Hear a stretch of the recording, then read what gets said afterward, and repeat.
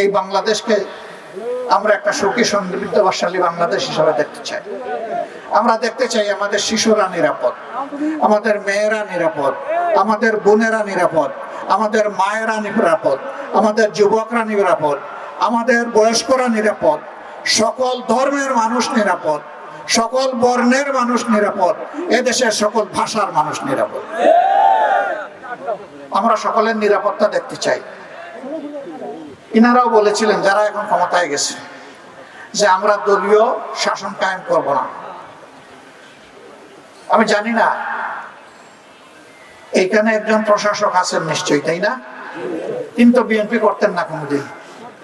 হ্যাঁ, জুড়ে বলেন করতেন কিনা? এটা কি হলো?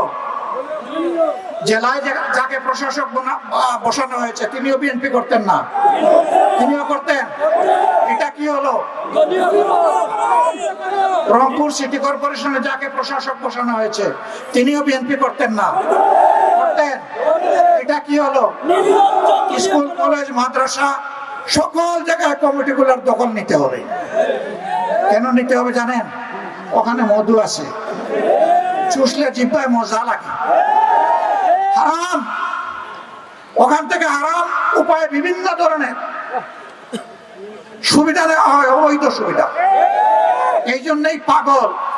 শিক্ষক নিয়োগ দিতে পয়সা, পিয়ন নিয়োগ দিতে পয়সা, ছাত্রছাত্রীদের টিফিনের পয়সা থেকেও পয়সা, সব জায়গায় চুরি চামারি।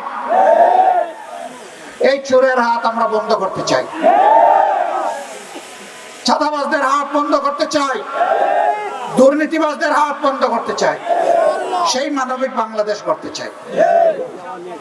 ন্যায় ইনসাফের বাংলাদেশ, সকলের জন্য সমান ইনসাফ আমরা নিশ্চিত করতে চাই। এর জন্যই ছিল গণভোট। আপনারা রায় দিলেন, সরকার এখন যারা আছে তারাও বলছিল রায় দেন, হা বলুন। হা সবাই বললাম, এখন আমরা হার উপরে আছি, তারা না হয়ে গেছে।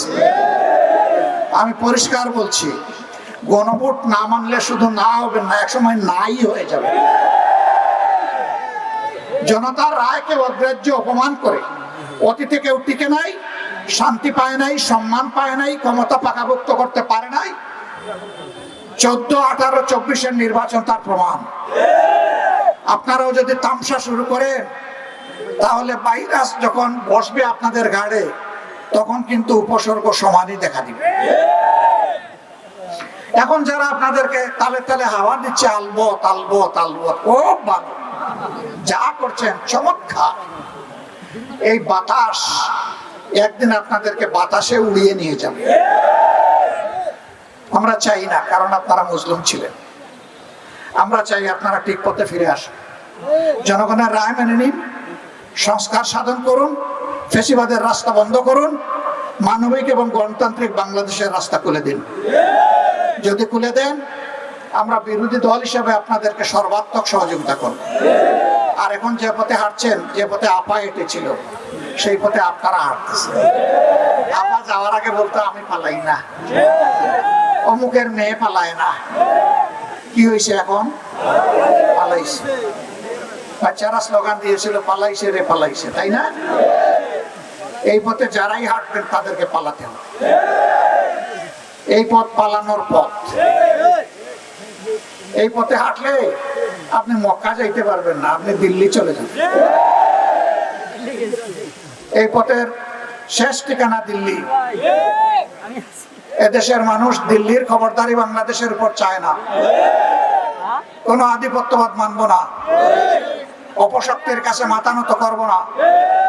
ইনশাআল্লাহ তাআলা আজিম মজবুত কদমে মাথা উঁচু করে যতদিন বেঁচে থাকবো মানুষ হিসাবে বেঁচে থাকতে চাই, বিড়াল হিসাবে বাঁচতে চাই না। বিড়ালের জীবন আমাদের জীবন হবে না ইনশাআল্লাহ। আপনারা প্রস্তুত আছেন তো? আছেন? ইনশাআল্লাহ প্রস্তুত থাকবেন। লড়াই চলছে, লড়াই চলবে। ইনশাআল্লাহ হকের বিজয় হবে, ইনশাআল্লাহ 18 কোটি মানুষের বিজয় হবে।